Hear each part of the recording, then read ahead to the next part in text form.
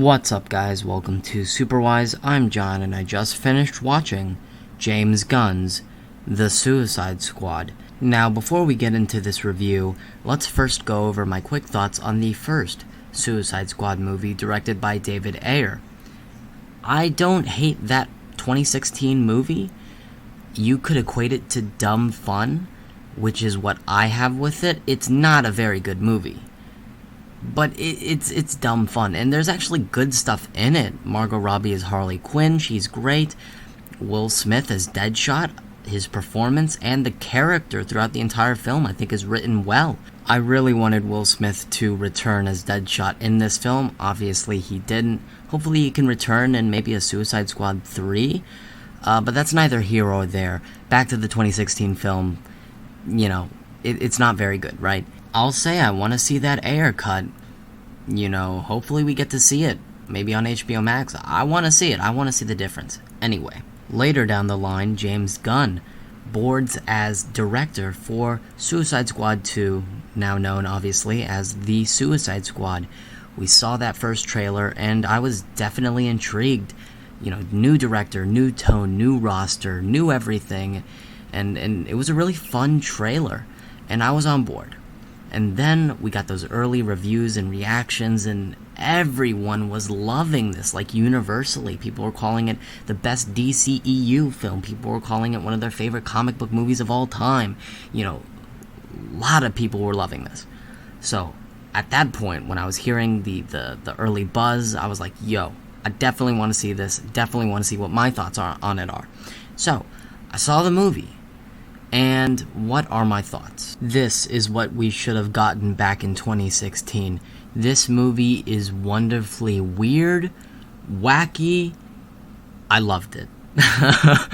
I had a blast. This movie was an absolute fun blast. Let's talk about the director, James Gunn. We already knew he was a good director because of the Guardians of the Galaxy films over at Marvel Studios. Here, I think that this film is his best directed film, like visually shot-wise, because just James Gunn is so interactive with his shots, especially by the ending third battle. It's visually spectacular. I mean, wow. James Gunn, bravo. The humor, the comedy was, for the most part, funny. Most of the jokes landed, and, I laughed quite a few times.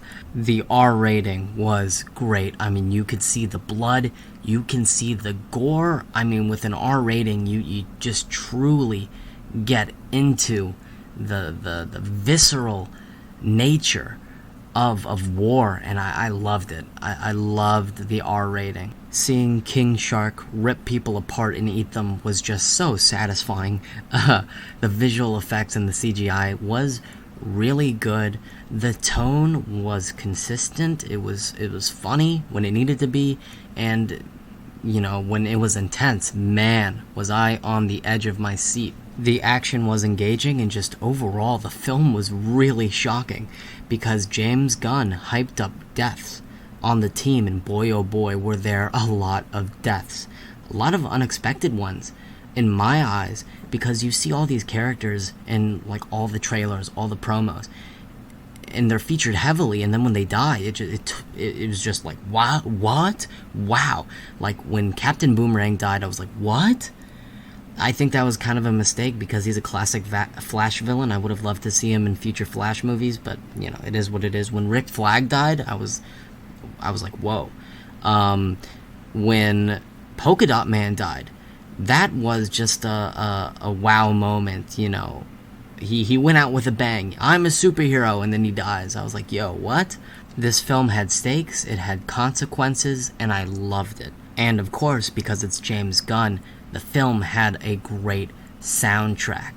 We got Johnny Cash in the opening titles. I love that, and just the music throughout was awesome. And the original score by John Murphy, I really liked it. The hard rock badassery of a theme. I loved it. I also love seeing the team dynamic, just the interaction between the characters. It was great. And let's talk individually about some of the characters. Bloodsport. Idris Elba was really good in the role, and I think the character was written well. His relationship with his daughter, that got heated, that was interesting. His fear of rats and his whole backstory of why he's afraid, and by the end, he's stroking and taking care of the rat. That was really nice. And, Bloodsport is just a badass. I love the suit. I like John Cena as Peacemaker, especially by the end, where, he kills Rick Flag in trying to save America's Starro secret. And I thought he was dead. I thought Bloodsport shot him, and he was dead. But no, as we see in that last post-credit scene, he's alive. And I assume that this Peacemaker HBO Max spin-off series is going to take place after the events of this film, and yeah, I'm watching it. I want more of Peacemaker. Margot Robbie was always great as Harley Quinn, but I think this movie may have my favorite Harley Quinn performance from her. She felt ripped straight out of the Batman animated series. I loved her in this film. She just felt true to the character, truest in my eyes in this film. So, and Harley Vision was cool. Like, we could see inside her mind, like what she sees. That was really cool. King Shark. Man, when Sylvester Stallone was first announced to be voicing the character, I was so happy because I love Sly. He's a cinema legend, and he was awesome as King Shark here. I mean, I just love the character. He's just a big baby, and I loved it. I love King Shark, and he was a badass ripping people apart, and yeah, King Shark was awesome. So happy he survived. Then there's Polka Dot Man, and I love how he was in this movie because Polka Dot Man in the comics, just one of the dumbest comic book characters ever created, and the fact that he's here in live action, that's just awesome. And David Dastmalchian did a good job in the role. The bit with him seeing his mother was really funny. Visually, I loved looking at Polka Dot Man and the polka dots, and rip Polka Dot Man. Then we have Ratcatcher 2, who I loved. I think Daniela Melchior did a great job in the role. She's really the heart of the film. She's fleshed out, and by the end, when she's crying, looking back, at the flashbacks of her as a child with Taika Waititi, it was really heartfelt, and she was a really good character. Finally, we have Starro. Now, Starro isn't in the film a lot, but still, as a comic book fan, it was awesome to see Starro in live action as the villain in the third act. It's weird. I've always liked Starro, just really creepy design. It was just really cool to see him in live action, and I just love the plot, the general war plot revolving around this Project Starfish. I think it was really clever, and DC utilized Starro in the right project. And I guess to top off my thoughts on the characters of this film, Viola Davis was great as Amanda Waller. I mean, she is really great in the role, really intimidating. Just overall, I love this movie. I had a blast with it. I don't think it's the best DCEU movie. For the people who say that it is, I get you. Like, I understand where you're coming from. For me, it's personally not. That goes to Man of Steel and Zack Snyder's Justice League. But this movie is still great. And, I think it's getting a little overhyped. People are calling it, like, one of the best comic book movies of all time. I'm sorry. It's not better than The Dark Knight. It's not better than Spider-Man 2. It's not one of the best DC movies of all time. I mean, we have Superman 2, Batman Returns, The Dark Knight, Watchmen. But still, this movie is great. Definitely one of the better DC movies. Just a little overhyped, but still great. I love the movie overall. I've said pretty much all I needed to say. I could repeat myself, but I think I've said my piece. I think I've said it all. Great film, and James Gunn is going to be sticking around at DC.